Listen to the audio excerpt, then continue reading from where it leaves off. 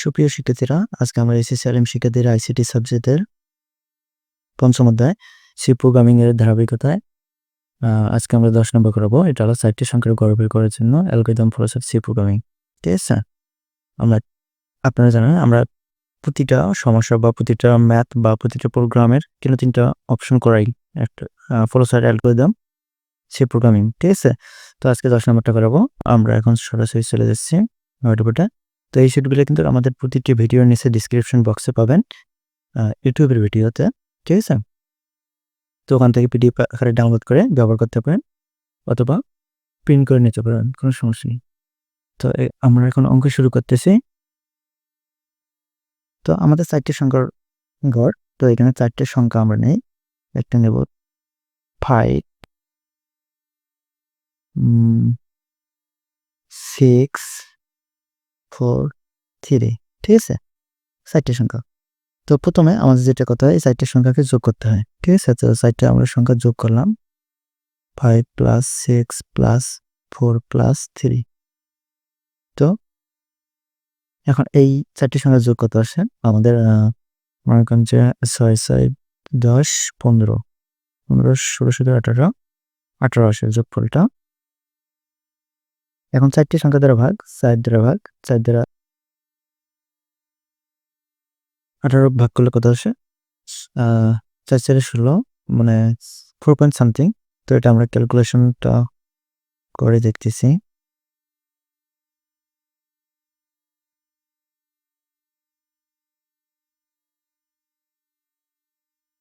আঠারো ভাগ হচ্ছে 4। ঠিক আছে? তাহলে 4.5 আমাদের আসে 4.5। তো এখানে 4টি সংখ্যা এখানে ধরবো আমরা চলক। এখানে হচ্ছে এ বি সি ডি 4টা। এই 4টে সংখ্যা যোগ করলে এটা হয় আমাদের ফলাফল, সাম দ্বারা প্রকাশ করা হয়। এখন যখন ভাগ করবো, যখন ভাগফলটা পাবো সেটা হচ্ছে এক্স এর মান বা গড়। আপনারা গড়ের জায়গায় এভিজি অ্যাভারেজ, যেটা অ্যাভারেজকে বোঝায়, এটা লিখলে হবে, আবার এক্স লিখলেও হবে। ঠিক আছে? তো এটা হলো বিষয়। তো এর উপর ভিত্তি করে আমাদের ফ্লোচার্টটা তৈরি করতে হবে। তো দেখেন এখন প্রজেক্টটা। তো প্রথমে স্টার্ট করতে হবে।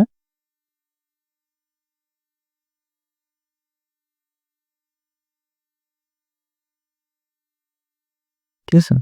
স্টার্ট, তারপর হচ্ছে ইনপুট।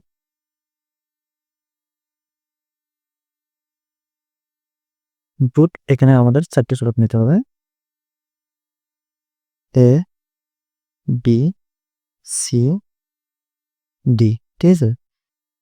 এরকম 4টে চলক আমরা নেব। যেহেতু ইনপুট অংশ, ইনপুটের চিত্র আমাদের হয় আয়তাকার। ঠিক আছে? তো ইনপুটের চিত্র আমাদের হয় আয়তাকার। তো আয়তাকার দেওয়ার পর এখানে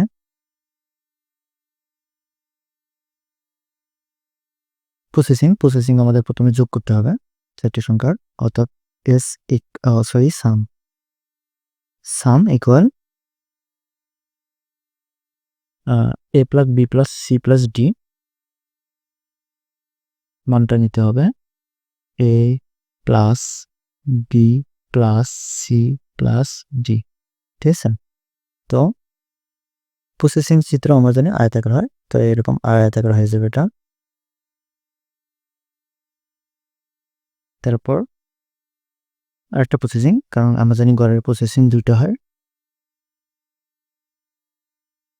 তো যখন জটিল কোনো ফাংশন হবে, তখন এই জটিল ফাংশনগুলো পৃথকভাবে মানে ধীরে ধীরে করার জন্য আমাদের প্রসেসিংটাও কিন্তু বৃদ্ধি পায় যায়। তো এখন এক্স ইকুয়াল আমাদের এই সামটাকে ভাগ করতে হবে। ঠিক আছে? 4 দ্বারা। তো 4 দ্বারা ওই যোগফলটাকে ভাগ করলে যেটা পাবো সেটা হচ্ছে এক্স এর মান। ঠিক আছে? তারপর এখন এটা শেষ। এখন আউটপুট হচ্ছে প্রিন্ট করতে হবে আপনাদের।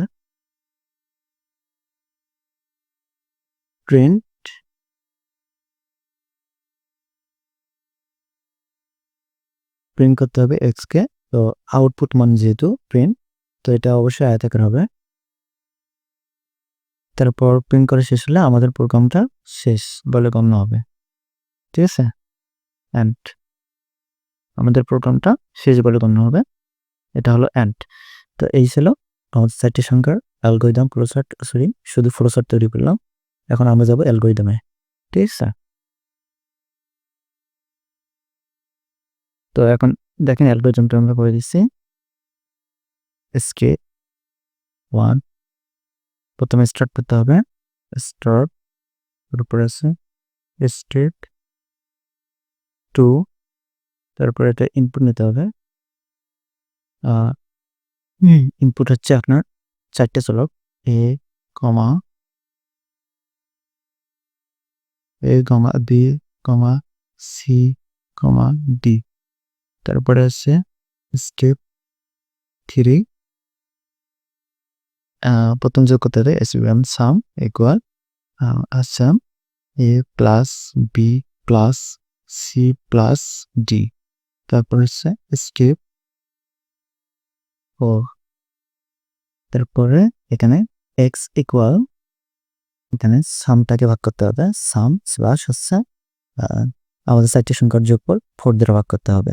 তারপরে হচ্ছে স্টেপ এখানে 5 এখানে প্রিন্ট করতে হবে। প্রিন্ট এক্স এর মানটাকে। তারপরে স্টেপ 6 এটা হচ্ছে আমাদের প্রোগ্রাম শেষ। ঠিক আছে? এন্ড।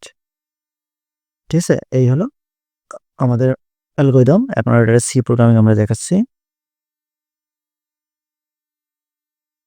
তো এখন দেখেন আমি সি প্রোগ্রামটা করেছি। এখানে হ্যাশ ইনক্লুড আমাদের হেডার ফাইল লিখতে হবে stdio.h। ঠিক আছে? তারপর আছে হ্যাশ ইনক্লুড তারপর conio.h। ঠিক আছে? তারপর ভয়েড মেইন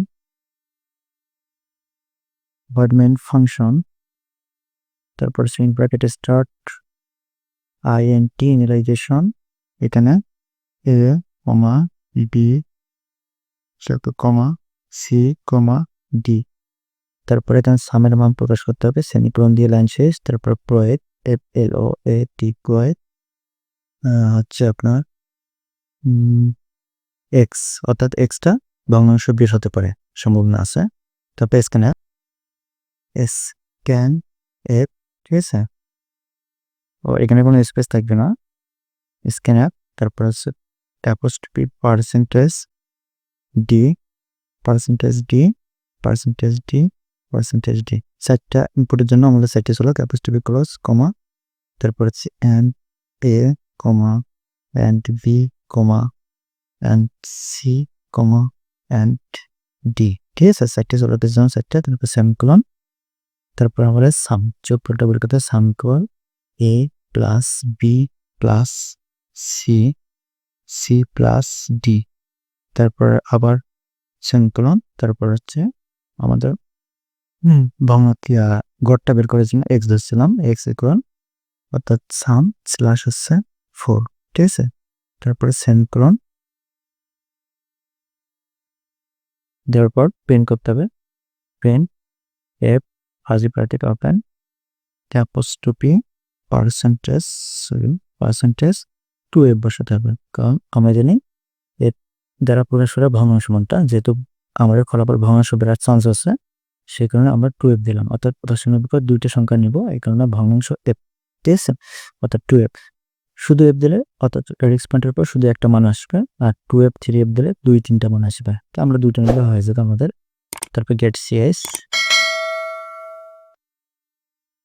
ঠিক আছে? তারপর সিঙ্গল ব্র্যাকেট ক্লোজ। এখানে যেটা বড় হাতের আছে এগুলো ছোট হাতের হবে সব। এগুলো কম্পিউটার থেকে অটোমেটিকলি বড় হাতের দিয়ে দেয়। ঠিক আছে? তো এই হচ্ছে কোড। তো এটা এখন আমরা আপনাদের রান করে দেখাবো যে এটা প্রোগ্রামটা কাজ করে কিনা। ঠিক আছে? তো এই কোডটা আমরা কপি করে নিয়ে আবার সফটওয়্যারে রান করে দেখাচ্ছি। তো আমরা কোডগুলোকে গেলাম এখান থেকে একটা নিউ ফাইল নিলাম এখানে পেস্ট করে দিলাম। তো এটা এখন সেভ রানে ক্লিক করব। এখানে সেভ আসছে আমরা সেভ দিলাম। এখন রান করলো। এখন আমরা একটা 4টি সংখ্যা দেব। আমরা আমার কাছে 5 দিলাম